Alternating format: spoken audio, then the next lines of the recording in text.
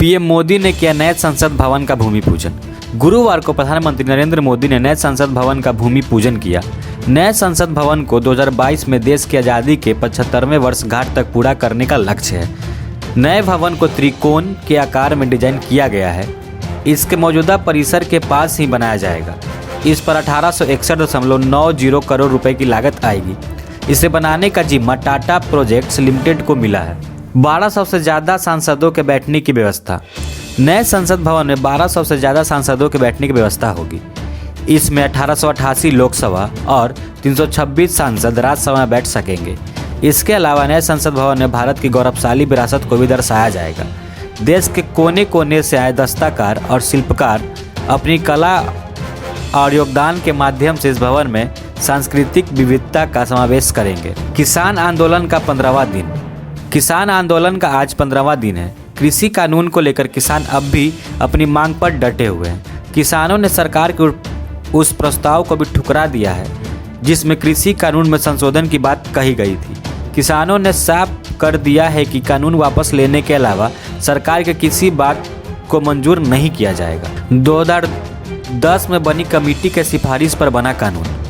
किसानों ने सरकार से पूछा था कि किसकी सिफारिश पर कानून आए। सरकार ने लिखित में दिया है कि 2010 में हरियाणा के उस वक्त के मुख्यमंत्री भूपेंद्र हुड्डा की लीडरशिप में कमेटी बनी थी। सरकार ने हुड्डा और पंजाब के पूर्व मुख्यमंत्री प्रकाश सिंह बादल के नामों का ही जिक्र किया है, जबकि कमेटी में बंगाल, बिहार और महाराष्ट्र के मुख्यमंत्री भी शामिल थे। केंद्रीय खाद्य आपूर्ति राज्य मंत्री राव साहेब दानवे ने कहा है कि किसानों के आंदोलन में पाकिस्तान और चीन का हाथ है। दानवे ने कहा है कि पहले सीएए और एनआरसी को लेकर मुसलमानों को भड़काया गया, वहीं ऑल इंडिया किसान सभा ने इसे किसानों की बेइज्जती करार दिया है। नए संसद भवन पर राजद ने उठाए सवाल।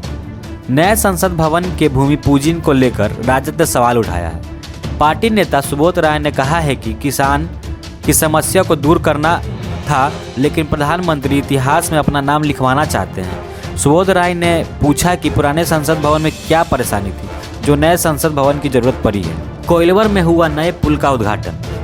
भोजपुर के कोइलवर में सोन नदी पर बने नए पुल को आज से आम लोगों के लिए शुरू कर दिया गया है। केंद्रीय परिवहन मंत्री नितिन गडकरी ने वीडियो कॉन्फ्रेंसिंग के जरिए नए पुल का उद्घाटन किया।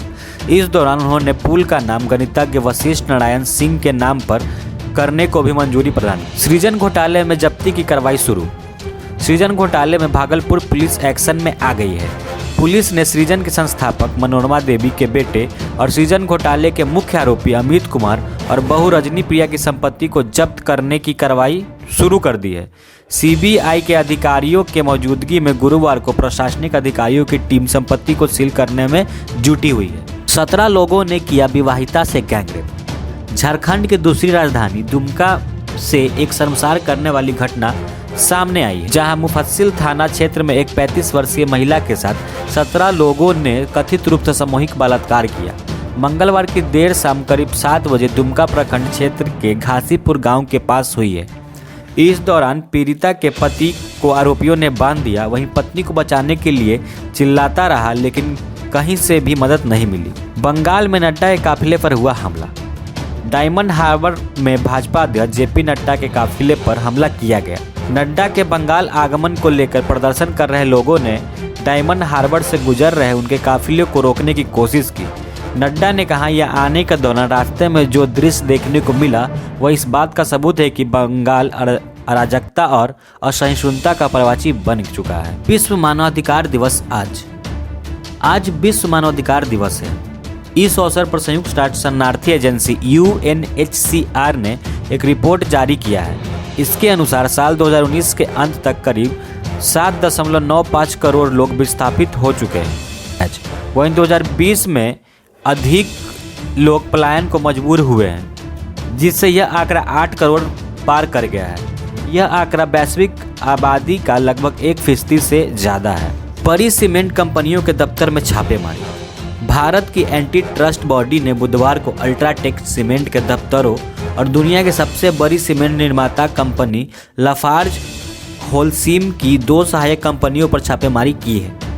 कॉम्पिटिशन कमीशन ऑफ इंडिया के कुछ अधिकारियों ने भारत में कई स्थानों पर एक साथ कार्रवाई की है।